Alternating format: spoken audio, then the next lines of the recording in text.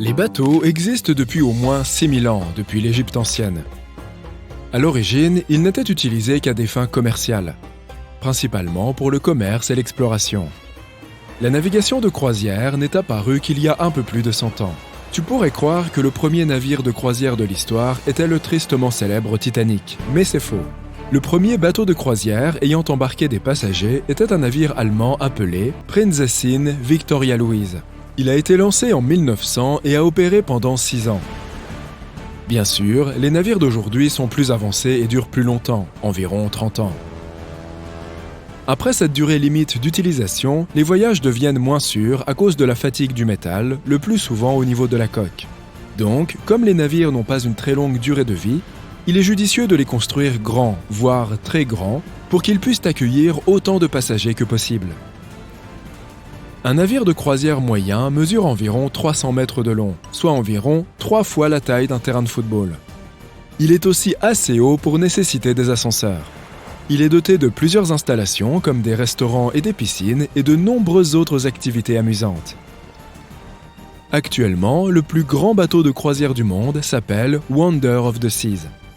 Il mesure 362 mètres de long, possède 18 ponts et peut accueillir près de 7000 passagers hors équipage.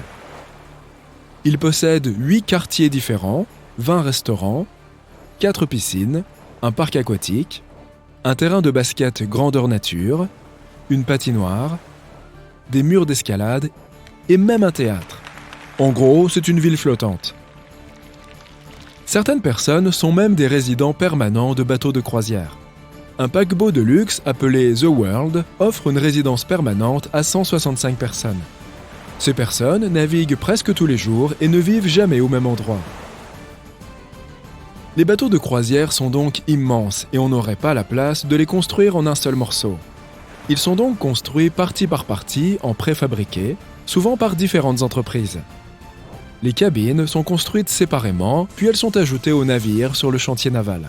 Des navires aussi énormes ont certainement de grosses ancres. Une ancre standard pèse l'équivalent de 4 éléphants adultes. Les membres de l'équipage essayent d'éviter de jeter l'ancre quand c'est possible, car un objet aussi massif peut gravement nuire aux écosystèmes du fond de la mer.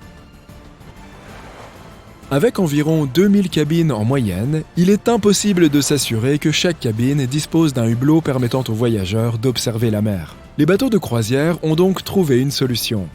Les cabines intérieures, qui n'ont pas de fenêtres, ont des balcons virtuels qui transmettent des images réelles de l'extérieur du navire, selon l'endroit où se trouve la cabine. Même si tu n'obtiens qu'une cabine avec un balcon virtuel, tu es quand même mieux logé que les membres de l'équipage. Il réside dans ce qu'on appelle le pont B, qui est situé dans la partie inférieure du navire, sous la ligne de flottaison. On y trouve des chambres de style dortoir avec un tas de lits superposés et des casiers. Les membres de l'équipage ont un langage secret, des mots codés qu'ils utilisent pour échanger des informations à l'insu des passagers. Par exemple, le mot alpha ou code étoile signale une urgence médicale, tandis que bravo bravo bravo indique un incendie à bord. Au fait, il y a un tas d'objets que tu n'as pas le droit d'emmener à bord à cause des dangers potentiels qu'ils représentent. Il s'agit notamment des bougies, des fers à repasser et des plaques chauffantes. En gros, tout ce qui produit une flamme ou de la chaleur, à la seule exception des fers à friser et des lisseurs de cheveux. Comme les gens vivent à bord pendant des semaines et que les navires passent souvent des jours en pleine mer, tu peux imaginer que beaucoup de déchets sont produits chaque jour par les milliers de passagers et l'équipage que le navire accueille. Mais où finissent-ils ? Jeter des déchets en mer est illégal. Alors, les ingénieurs navals ont conçu un système. Sur un pont particulier réservé à l'équipage du navire, il y a une station de recyclage où vont tous les déchets provenant de tous les coins du navire. Tout ce qui peut être recyclé, papier, canettes en aluminium, tous les types de verres et les bouteilles en plastique, est collecté, séparé, broyé et stocké jusqu'à ce que le navire accoste dans un port et puisse envoyer la pile à une station de recyclage.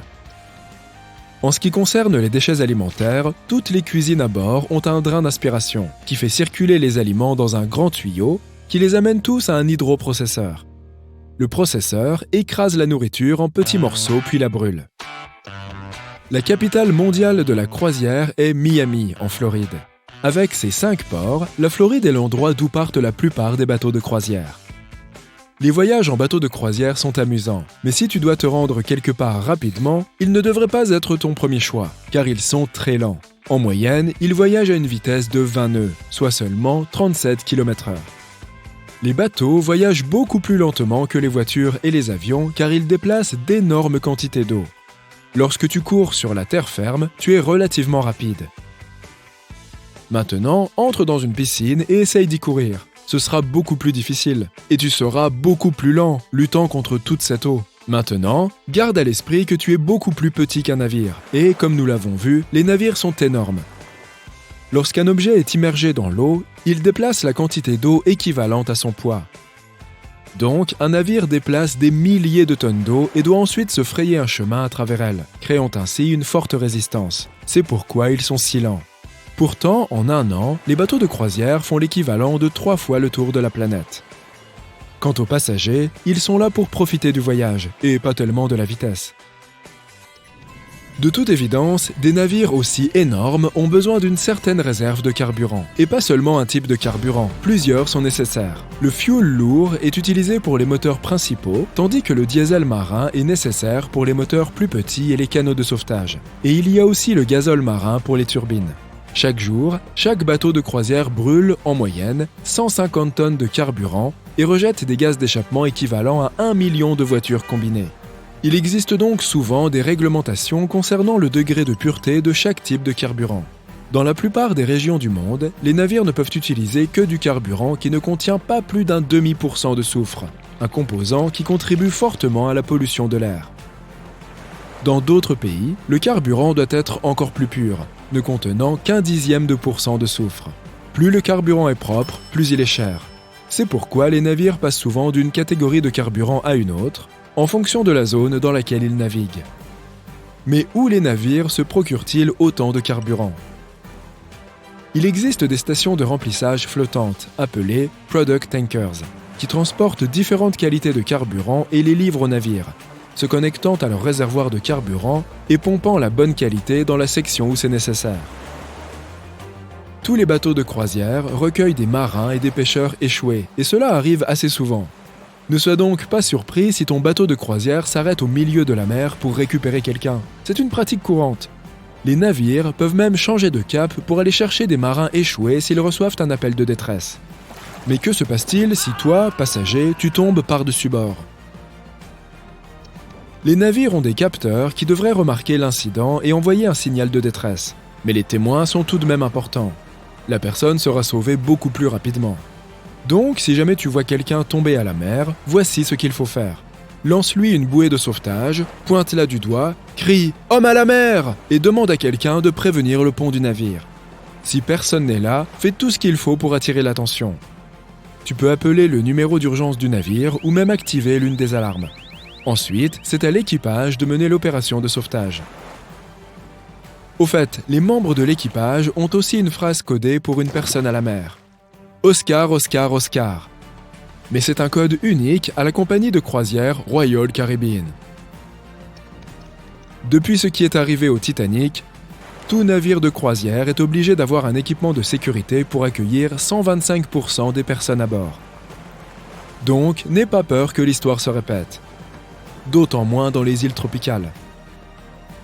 Après environ 30 ans, lorsqu'un navire a fait son temps, il prend sa retraite et est envoyé dans un chantier naval où il est mis au rebut. De nombreux navires célèbres connaissent toutefois un meilleur sort. Ils sont transformés en hôtels et en attractions.